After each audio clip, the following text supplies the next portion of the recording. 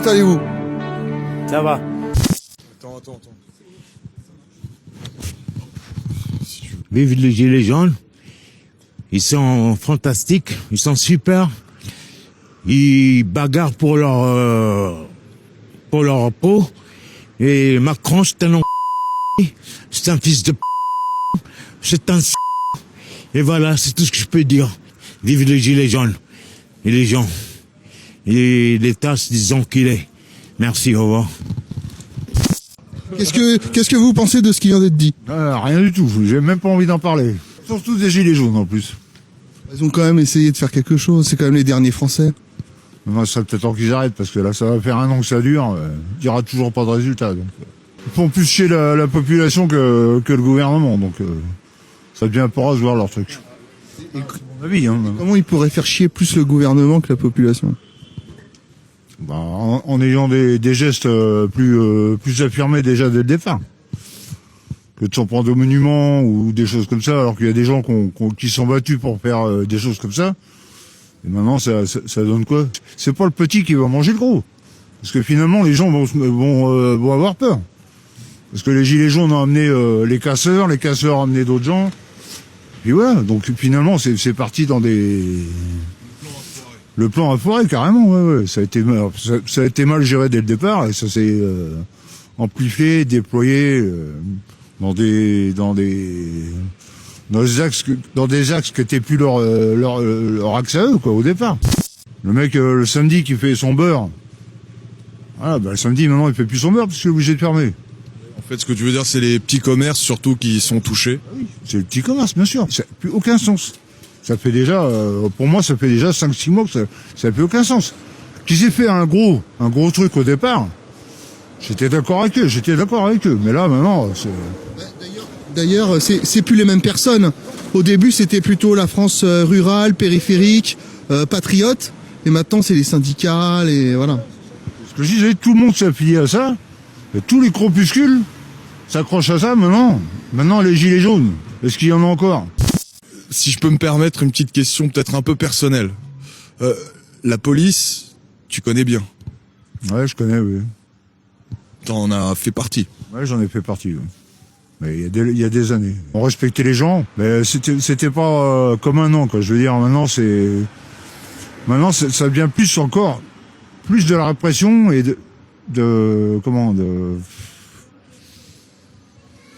ça vient pas de la peur, c'est de la crainte, quoi.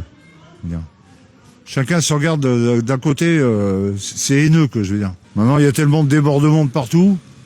Voilà, donc, ras-le-bol, il y a un ras-le-bol. Je crois que des deux côtés, il y a un ras-le-bol, quoi. Tu y es resté combien de temps? 8 ans.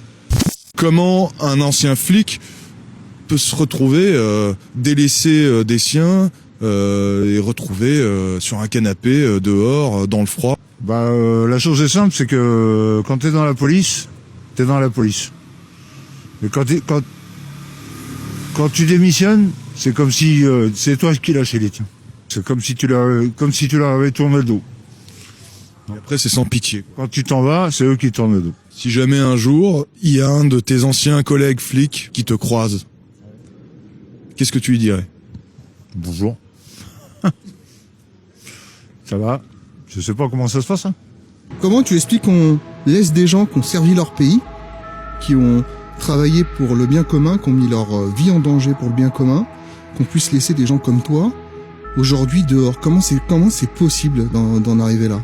Ouais, plus les gens sont individualisés, bien sûr, mais ça, je pense que c'est aussi un fait d'État, un fait de... On n'a plus les moyens qu'on avait, voilà, puis maintenant tout le monde regarde pour soi, quoi, je veux dire. Parce que je pense qu'il y a beaucoup de gens qui sont obligés de regarder ce qu'ils vont manger demain aussi. Pour la nourriture, il n'y a rien à dire. C'est vrai que, voilà, après, tout le monde ne donne pas tout le temps. Mais c'est vrai que, voilà, pour manger, on crève pas de faim. Tu meurs pas de faim. Regarde, encore à l'heure actuelle, regarde, on nous a donné des pâtes. Voilà. S'il faut en vouloir à quelqu'un, c'est à l'État. C'est l'État lui-même qui loge les migrants et qui laisse les Français dans la merde. Donc je vais pas en vouloir aux migrants, tu vois, mais les enculés de l'État, ils préfèrent aider les migrants qu'aider nous les Français. Et pourtant, tu peux montrer tes mains à la caméra. Tu as des mains d'artisan, hein? C'était ton métier? J'ai des mains de plaquiste, de maçon, de couvreur, de paysagiste, de travail à l'usine. Il t'est arrivé quelque chose récemment. Tu avais failli trouver un travail. Tu as eu rendez-vous. Ils étaient prêts à te prendre. Et puis à l'instant où tu as dû remplir les papiers, ils t'ont demandé l'adresse. Et là... En fait, comme je suis SDF, vous savez ce qu'on m'a répondu? On donne pas de travail au clochard, dégagez. Voilà ce qu'on m'a répondu, exactement. Tes réactions par rapport à ça, tu es resté calme? Bah, pas spécialement, mais je vais faire quoi? Je vais péter un câble, je vais tout casser. C'est pas une solution. Soit t'es fort, soit t'es pas fort. Après, bah, il faut prendre sur soi aussi, mais voilà, on est tous pareils, on est des êtres humains. Il y a des jours où tu pètes les plombs, mais je vais pas m'en prendre aux gens. Les gens, ils ont rien à voir si je suis à la rue, si j'ai rien. Tu vois, si je commence à m'en prendre aux premiers passants, alors dans ce cas-là, je m'en prends à tout le monde. Macron, lui, Macron, hein. C'est pas un homme d'État, c'est un homme d'affaires. Lui, tout ce qu'il voit, c'est le pognon. Le pognon, le pognon et le pognon. Moi, je pense que on s'en prend au gouvernement, mais le gouvernement se cache derrière les associations. Et c'est les associations qui font plus pour les migrants que pour les Français.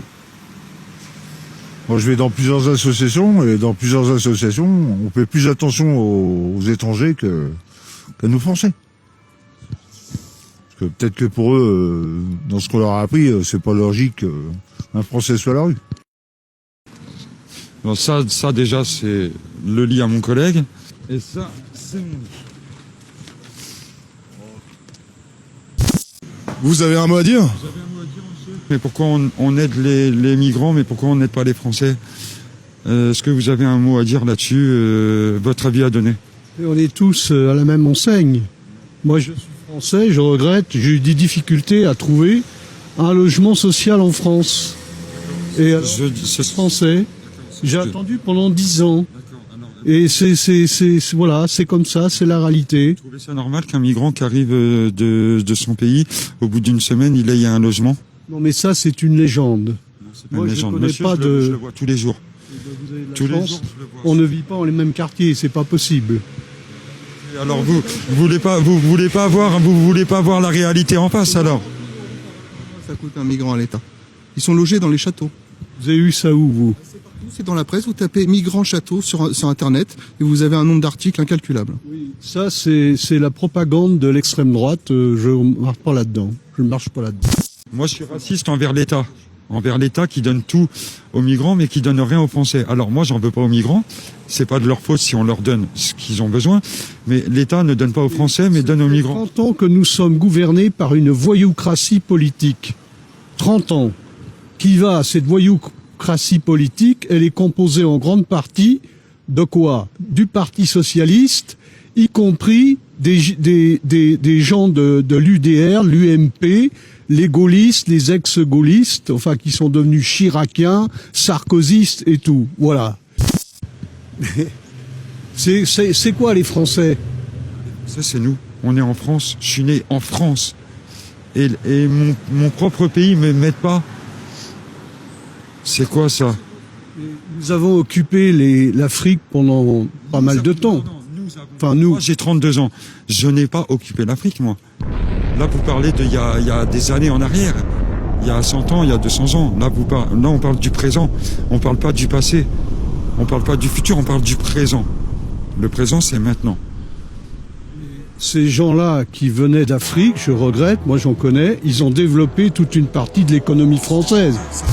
Le gouvernement doit déjà penser, que ce soit le gouvernement et les associations, ils devraient déjà commencer à penser à nous les Français qui sommes dans la merde. Et après, aider. J'ai invité des gens qui vivaient dans la rue à venir chez moi, à prendre des douches et à manger chez moi. Donc, très bien, ça c'est très très bien ça. Et toutes les semaines, je vais en banlieue aider les jeunes garçons, les jeunes enfants qui viennent de différents pays pour qu'ils puissent s'intégrer facilement, c'est-à-dire on leur fait lire des livres et on les fait écrire et on les fait dessiner. Levez le bras, ceux qui sont français, ceux qui ont la nationalité française. Tu as la nationalité française? On peut lever la main. Qui se sent français? Donc les autres non? Les autres non? Si je comprends bien, vous avez tous la nationalité française? Tout ne marche pas comme on le veut. Oui, tout ne marche pas comme on le veut. Monsieur, en fait, il sent comme une injustice, en fait. À la télévision, c'est comme partout. À la télévision, il y a des bons débats et il y a des mauvais débats. Voilà. Et c'est comme sur Internet. Il y a des bons débats et il y a des mauvais débats. Voilà. Voilà. Mon collègue, là, qui est à côté de moi, il a des gros problèmes de santé. Sous prétexte qu'il n'a pas de CMU, on le garde une journée à l'hôpital et on le fout dehors comme un vulgaire chien. Vous trouvez ça normal qu'on laisse une personne qui est à la rue 24 heures à l'hôpital alors que normalement on devrait lui faire des soins tous les jours, hein? On lui a donné rendez-vous le 18. Qu'est-ce qu'il a? Regardez ses pieds. Regardez. Voilà. Il a des bandes partout. Et ça, on ne l'aide pas. On fait rien pour lui. Alors, il est où le système? Donc, normalement, il a des droits. Comme tout le monde. On est en France, ici. On n'est pas en Amérique. On n'est pas je sais pas où. On est en France. En France, on a des droits. Qu'on ait des papiers ou qu'on n'en ait pas, on nous laisse pas crever comme ça, comme des merdes. Si on veut vous aider, comment on vous trouve? Alors, la rue dans laquelle nous dormons, c'est la rue des Petites Écuries. Au 54, au niveau des portes de la RATP. Dans le 10e arrondissement. De toute façon, vous pouvez pas vous tromper, la rue des Petites Écuries, tout le monde la connaît.